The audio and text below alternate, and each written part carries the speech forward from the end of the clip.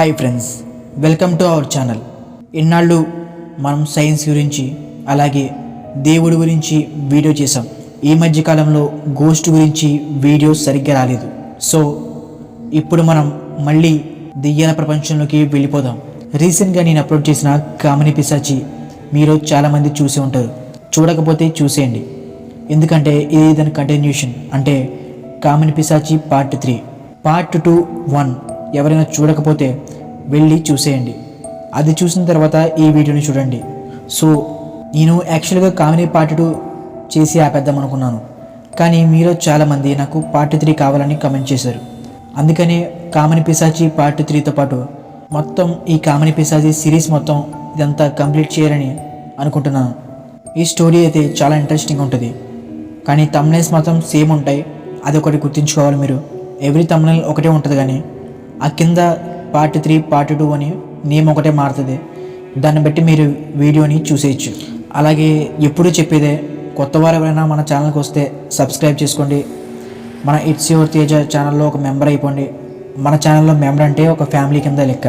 అలాగే సబ్స్క్రైబ్ చేసుకుంటే గంట సింబల్ ఆన్ చేయండి, ఎందుకంటే మేము పెట్టిన వీడియో మీరు వచ్చి వెతుక్కోవాల్సిన పని లేకుండా మీకు నోటిఫికేషన్ వస్తుంది. అలాగే వీడియో నచ్చితేనే లైక్ చేయండి. వీడియోలో ఏమైనా చిన్న చిన్న పొరపాట్లు ఏమైనా మార్చాలా లేకపోతే ఏమైనా అప్డేట్ చేయాలా అనేది మీ ఫీడ్బ్యాక్ రూపంలో మనకి కామెంట్లో చెప్పండి. దాన్ని బట్టి నెక్స్ట్ వీడియో నేను మిస్టేక్స్ చేయకుండా వీడియో అప్లోడ్ చేస్తాను.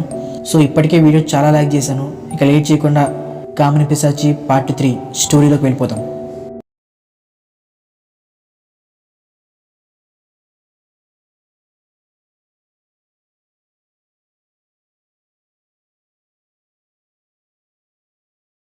వైష్ణవి కొడుకుని తీసుకొని ఇంటికి వెళ్ళిపోతుంది. శ్రీనివాస్ నది దగ్గరికి వెళ్తాడు.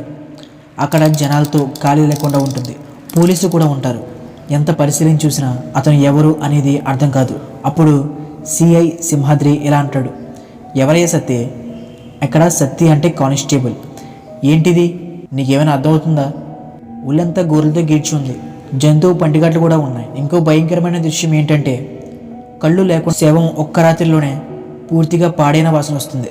ఇంత దారుణంగా ఎవరు చేసుంటారు అని అనుకుంటుండగా ఇంతలో సత్తి ఇలా అంటాడు, సరే ఊర్లో ఒక పిశాచి తిరుగుతుందంట. దాని పేరు కామిని. అమావాస్య రోజు ఎవరైనా బయటికి వస్తే, ప్రత్యేకంగా మగవాళ్ళు బయటకు వచ్చినప్పుడు వాళ్ళతో కోరికలు తీర్చుకొని వాళ్ళని చంపేస్తుందంట అని చెప్తూ ఉండగా, మాయమాటలు వింతగదులు నాకు చెప్పకు, ఇక్కడ ఏ ఆధారాలు లేవు. అతన్ని చూసి చెప్పగలిగింది ఏంటంటే అతన్ని జంతువే చంపేసింది అని చెప్పగలం. అర్థమైందా?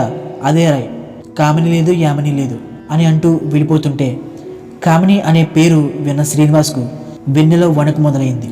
ఎన్నాళ్ళు బయటికి వచ్చిన వాళ్ళనే చంపుతుంది, కానీ ఇప్పుడు బయటికి రప్పించి మరీ చంపుతుంది అని శ్రీనివాస్ అనుకున్నాడు. తక్షణమే శ్రీనివాస్ ఇంటికి వెళ్ళి తన భార్యతో, ఇప్పుడు ఇంట్లో ఉన్న మనకి రక్షణ లేదు, దాని కామానికి హద్దు లేకుండా పోయింది అనగానే, ఏమండి అసలేమైంది? ఊరి వాళ్ళకి తెలియని కారణం మీకు మాత్రమే ఎలా తెలిసింది?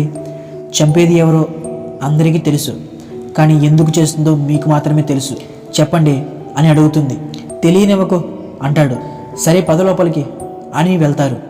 వాసు రాత్రంతా సరిగ్గా నిద్రపోలేదు. దానివల్ల పడుకుంటాడు.